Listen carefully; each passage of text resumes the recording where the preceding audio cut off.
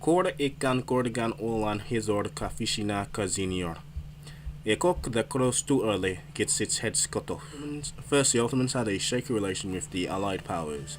Even though they were friends in the Crimean War and the Russo-Turkish War, they were still like vultures waiting for the sick man of Europe to die, as the French wanted the Middle East, the British wanted the way from Cape to Cairo, and the Russians just generally wanted Turkish land since the Russo-Turkish War, especially Armenia. This was especially true in regards with Russia, like I just said.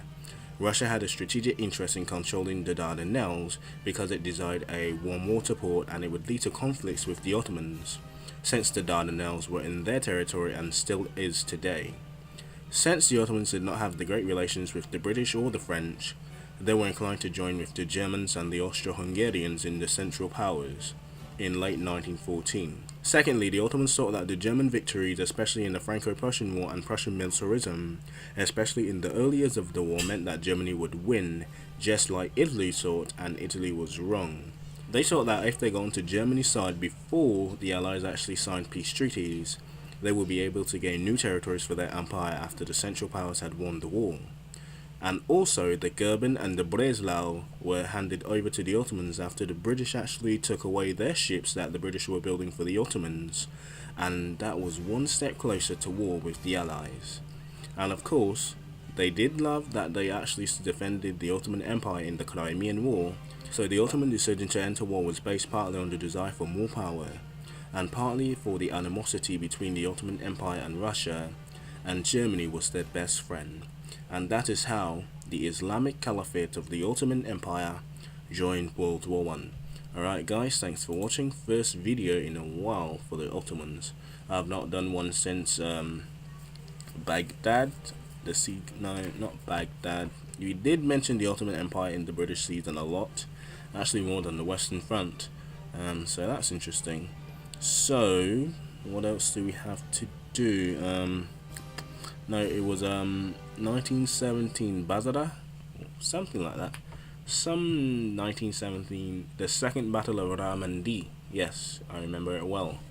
My first Turkish video focusing on the Turks. So, enjoy. Just Minority Report, 10 parts, and the magnum opus would be the Siege of Kut Alamar. Yes, shocker.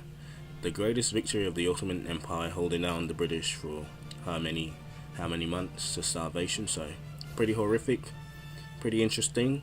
And this is the most genocidal season. Yes, we're gonna do the Armenians, the Assyrians, and even the Greeks, and even the fellow Turkish that were Christians, and the Muslims did not like that. So anyway, a lot of death, fun, the desert, excitement, and maybe bringing in warfares, which is a series that will cover mountain warfare, stuff warfare like that, trench warfare, underground warfare. So I might do most of it since I passed to the Western Front. I might come back to Germany, but Germany is all over the place as well. So I will try and do a dedicated series for warfare, but for now I might do a pilot, I guess, desert warfare. So enjoy. There's not really a lot of variables because DICE decided that the Ottoman Empire was basically in the desert, which they were, but they were also sent to the Balkans and even the Western Front. But anyway, hope you enjoyed, hope you learned something. Let's not make this video longer than it should be, and I'll see you tomorrow.